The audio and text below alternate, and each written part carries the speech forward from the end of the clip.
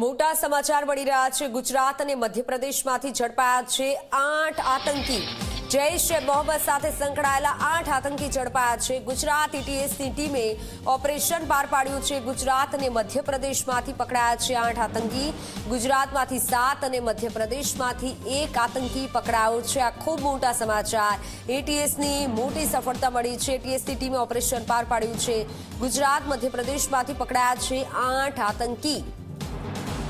ગુજરાતમાંથી 7 અને મધ્યપ્રદેશમાંથી 1 આતંકી ઝડપાયો છે। ખૂબ મોટી કાર્યવાહી એટીએસની ટીમે કરી છે। મધ્યપ્રદેશમાંથી અને ગુજરાતમાંથી ટોટલ 8 આતંકી ઝડપાયા છે। જૈશ એ મોહમ્મદ સાથે સંકળાયેલા 8 આતંકીને ઝડપી લેવાયા છે। વધુ કાર્યવાહી શરૂ કરાઈ છે। ગુજરાત એટીએસની ટીમે આ મોટું ઓપરેશન પાર પાડ્યું છે। ગુજરાત એટીએસને મોટી સફળતા મળી છે। ખૂબ મોટું સર્ચ ઓપરેશન હાથ ધરાયું હતું અને કાર્યવાહી હાલ શરૂ કરાઈ છે। ગુજરાતમાંથી 7 આતંકી ઝડપાયા છે। મધ્યપ્રદેશમાંથી 1 આતંકી ઝડપાયો છે।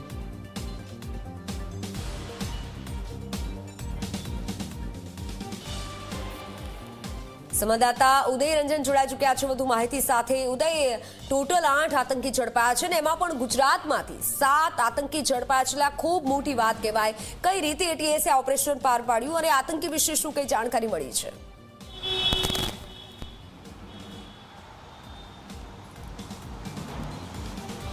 મિત્તલ, જો વાત કરવામાં આવે તો ગુજરાત એટીએસને છેલ્લા એકાદ મહિનાથી એક બાતમી અને એક ઇનપુટ હતો કે ઇનપુટ એવા પ્રકારનો હતો કે ગુજરાત અને મધ્યપ્રદેશની અંદરથી અમુક શંકાસ્પદ વ્યક્તિઓ જે છે એ આતંકી સંગઠન જે છે એની સાથે સોશિયલ મીડિયાના માધ્યમથી જોડાયેલા છે અને સોશિયલ મીડિયાના માધ્યમથી આ લોકોનો સંપર્ક થયેલો છે।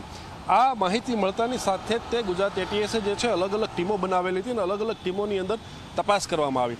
તો તપાસ જ્યારે થઈ મિત્તલ, ત્યારે આખી ચોંકાવનારી વિગત સામે આવી હતી, કેમ કે આ 8 વ્યક્તિઓ જે છે એ આતંકી સંગઠનની જો વાત કરવામાં આવે, જૈશે મોહમ્મદ, આ જૈશે મોહમ્મદના સંગઠનના આકા જે છે એની સાથે જોડાયેલા હતા અને સોશિયલ મીડિયાના માધ્યમથી જોડાયેલા હતા।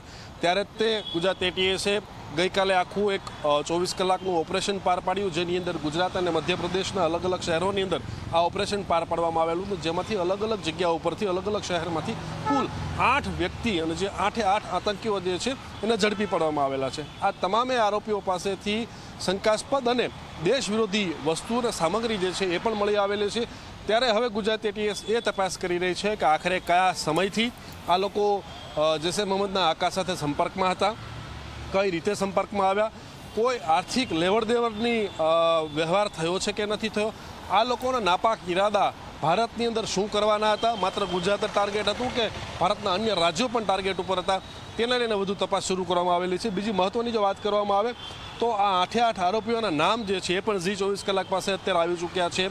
જેમાં પહેલા આરોપીનું નામ વાત કરવામાં આવે તો અહમદ અબ્દુલ્લા ગાજીવાલા, ત્યારબાદ જે છે ઇબ્રાહિમ મોહમ્મદ હુસેન ગાધા અને મુસીર અબ્દુલ્લા ગાજીવાલા, ઝાકિરિયા દુરાની મોહમ્મદ અમર ઘાઘા, પછી મુફ્તી ફૈઝાન ઇસ્માઇલ દાઉવા અને મોહમ્મદ અમીન શેરા, મોહમ્મદ અબ્દુલ રહેમાન સાવડી અને છેલ્લો આરોપી છે બિલાલ મોહમ્મદ અમર ઘાઘા। તો જે આમાં 3 વ્યક્તિઓ જે છે એક જ પરિવારના કે એક જ કોમના હોવાનું અત્યારે સામે આવ્યું છે। ત્યારે હવે ગુજરાત એટીએસે આ તમામ આરોપીઓને રિમાન્ડ લેવાની તજવીજ શરૂ કરી છે।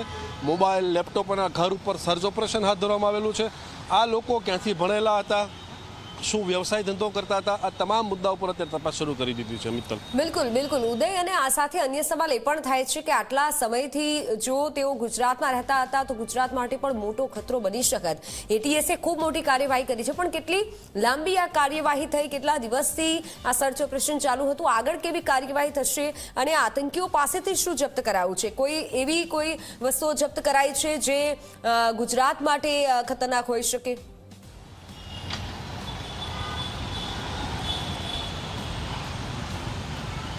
મિત્તલ, જો વાત કરવામાં આવે તો છેલ્લા એકાદ મહિનાથી આ ઇનપુટ ઉપર અને વેરિફિકેશન ઉપર અને આરોપીઓની ગતિવિધિ ઉપર જે છે ગુજરાત એટીએસની નજર હતી અને આખરે આરોપીઓના રંગે હાથ ઝડપવા માટેથી, પુરાવા સાથેથી ઝડપવા માટેથી એક ગુજરાત એટીએસ જે છે રાહ જોઈ રહી હતી અને રાહનો અંત આવતાની સાથે તે તમામને તમામ ઝડપી પાડવામાં આવેલા છે। આ લોકો પાસેથી જે સામગ્રીઓ મળી આવી છે, અમુક વોટ્સઅપના ચેટ જે છે એ મળી આવ્યા છે, કયા કયા સોશિયલ મીડિયાથી જોડાયેલા હતા, કયા કયા એપ્લિકેશનનું વાત કરવા માટેથી ઉપયોગ કરતા હતા, મોબાઈલ તમામના કબજે કરવામાં આવેલા છે, તેને FSLમાં મોકલવામાં આવશે, તેની તપાસ કરવામાં આવશે. સાથે તે આગળની પ્રક્રિયાની જો વાત કરવામાં આવે તો તમામ આરોપીઓને લઈ સૌથી પહેલાં રિમાન્ડ માંગવામાં આવશે. 14 દિવસની રિમાન્ડની માંગણી કરવામાં આવશે. કોર્ટ કેટલા દિવસની રિમાન્ડ મંજૂર કરે છે ત્યારબાદ જે છે તમામ આરોપીઓને સાથે રાખીને આ આરોપીઓના જે સંભવિત સ્થાનો છે ત્યાં સાથે રાખી અને સ્થળ ઉપર તપાસ કરવામાં આવશે. ત્યાંથી પણ શંકાસ્પદ વસ્તુ કે અન્ય કોઈ વસ્તુ છે નહીં એને લઈને તપાસ કરવામાં આવશે, કબજે કરવામાં આવશે. એના પરિવારના સભ્યોની પૂછપરછ કરવામાં આવશે. ધંધા વ્યવસાય કે નોકરી કે એમના જે સ્થળ છે ત્યાં પણ તપાસ કરવામાં આવશે. આગળના દિવસોમાં ગુજરાત ATS જે છે આ કાર્યવાહી કરશે. મિત્તલ, બિલકુલ બિલકુલ એ જ વાત ઉપર આવું છે કે કઈ જગ્યાએથી આતંકીઓ ઝડપાયા છે અને તેઓ શું કામગીરી કરી રહ્યા હતા જ્યારે ઝડપાયા છે ત્યારે?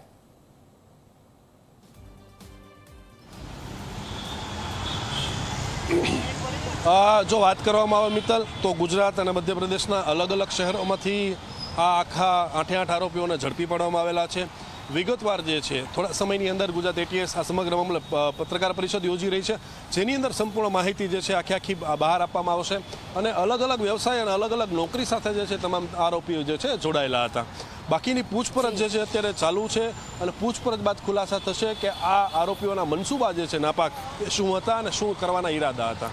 બિલકુલ બિલકુલ આપ જોડાયેલા રહેશો ઉદય. ત્યારે જે રીતે અમારા સંવાદદાતાએ જણાવ્યું કે મનસૂબા કેવા હતા તે તપાસ બાદ સામે આવશે, પણ નામ સામે આવી ચૂક્યા છે. ઝી 24 કલાક પાસે આતંકીઓના ગુજરાતમાંથી 7 આતંકી ઝડપાયા છે, મધ્યપ્રદેશમાંથી 1 આતંકી ઝડપાયો છે. જૈશ-એ-મોહમ્મદ સાથે સંકળાયેલા 8 આતંકીઓ ઝડપાઈ ચૂક્યા છે અને આ જે આતંકવાદી પ્રવૃત્તિ સાથે જોડાયેલા આતંકીઓ છે તેની વધુ તપાસ હાથ ધરવામાં આવશે અને સાથે વધુ જાણકારી મળશે કે આ નેટવર્ક ક્યાં સુધી ફેલાયેલું છે, કયા મનસૂબા સાથે તેઓ ગુજરાતમાં રહી રહ્યા હતા, કઈ જગ્યાએ તેઓ નોકરી કે કામ કરી રહ્યા હતા, તે તમામની તપાસ કરવામાં આવશે. ત્યારે ગુજરાત અને મધ્યપ્રદેશમાંથી જે 8 આતંકી ઝડપાયા છે, જૈશ-એ-મોહમ્મદ સાથે સંકળાયેલા હતા, આ 8 આતંકી ATSની ટીમે ખૂબ મોટી કાર્યવાહી કરી છે. ખૂબ મોટું ઓપરેશન ATSની ટીમે પાર પાડ્યું છે. ગુજરાતમાં 7 આતંકીઓ રહી રહ્યા હતા અને આ 7ને પકડી લેવાયા છે. મધ્યપ્રદેશમાંથી 1 આતંકી ઝડપાયો છે. અગાઉ પણ આ રીતે આતંકી પ્રવૃત્તિ કરનારા આતંકી ઝડપાઈ ચૂક્યા છે.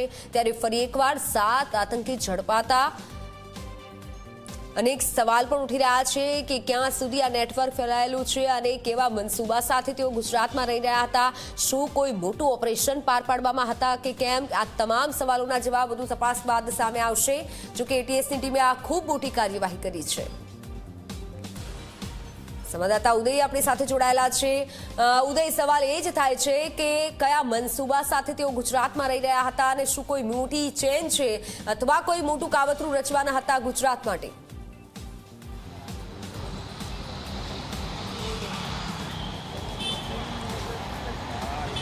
મિત્તલ, જો વાત કરવામાં આવે તો આ તમામ આરોપીઓ જે છે મોટા ભાગના જે છે એ બનાસકાંઠા, પાટણ, સિદ્ધપુર, નવસારી અને વાત કરવામાં આવે તો મધ્યપ્રદેશનું જે છે વારાસીનગર ત્યાંથી આ 8 ઝડપી પાડવામાં આવેલા છે. એટલે ગુજરાતની અંદરથી 7 આતંકીઓ ઝડપવામાં આવ્યા છે, જેમાં બનાસકાંઠા, પાટણ, સિદ્ધપુર અને નવસારીનો સમાવેશ થવા પામ્યો છે. 1 આતંકી જે છે એ મધ્યપ્રદેશથી ઝડપી પાડવામાં આવેલો છે. ત્યારે આ 8 વ્યક્તિઓ કયા માધ્યમથી અને કઈ રીતે જોડાયેલા હતા અને હવે આમનો નેક્સ્ટ ટાર્ગેટ શું હતો, ગુજરાતમાં કઈ શાંતિ અને કેવા પ્રકારની શાંતિ ડહોળવાના હતા, તેને લઈને અત્યારે ગુજરાત ATSએ તપાસ શરૂ કરી દીધી છે. તમામના મોબાઈલ જે છે કબજે કરી લેવામાં આવેલા છે.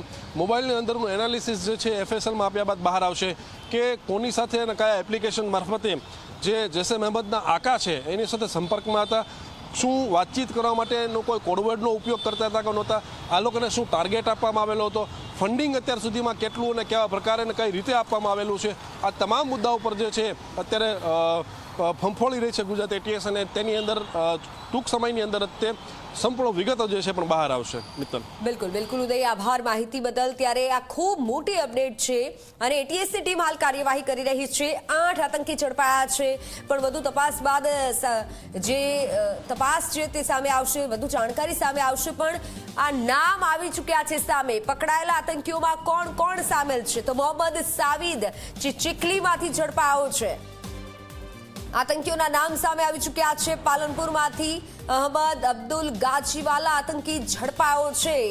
પાલનપુરમાંથી ઇબ્રાહિમ મોહમ્મદ ઘાઘા ઝડપાયો છે. આ એ આતંકીઓના નામ છે જે અત્યારે ઝડપાયા છે. મુદાસિર ઘાચીવાલા જે પાલનપુરમાંથી ઝડપાયો